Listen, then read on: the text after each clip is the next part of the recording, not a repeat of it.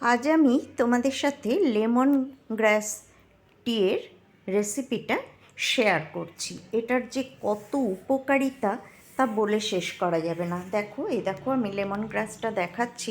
আমার বাড়িতে গাছ আছে, তো সেখান থেকে একটি পাতা আমি কেটে নিয়ে এসেছি চা বানাবো বলে। আসলে বাড়িতে যে ছেলেটি রঙের কাজ করছে, রং করতে করতে রঙের গন্ধে ওর মাথা ঝিমঝিম করছিল।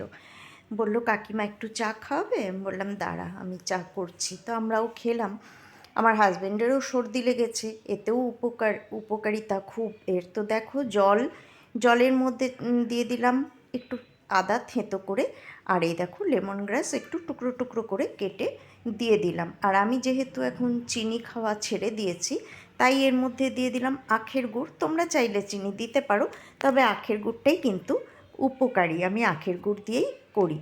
তো জলটা দেখো আগে ভালো করে ফুটিয়ে নেব আদা আর লেমন গ্রাসের সাথে। তারপর আমি এর মধ্যে দার্জিলিং টি দিয়ে দিলাম। তোমরা যে কোনো চা পাতা যেটা বাড়িতে ইউজ করো সেটাই দিতে পারো। তো যাই হোক, চা পাতা দেওয়ার পরেও কিন্তু আমি 1 মিনিট লো ফ্লেমে এটাকে ফুটিয়ে নিয়েছি। এটা হজম ক্ষমতা বাড়ায়, মানসিক চাপ প্রতিরোধ করে, মাইগ্রেন কমায়। তো আরও প্রচুর প্রচুর প্রচুর গুণাবলী আছে, সেগুলো বলতে গেলে ভিডিওটা অনেক বড় হয়ে যাবে। তো ব্যাস, ওটা ফুটিয়ে নিয়েছি। নেওয়ার পর গ্যাস অফ করে আর একটুখানি সময় ঢাকা দিয়ে রেখেছিলাম। এবারে আমি দেখো চাটা ছেঁকে নিচ্ছি।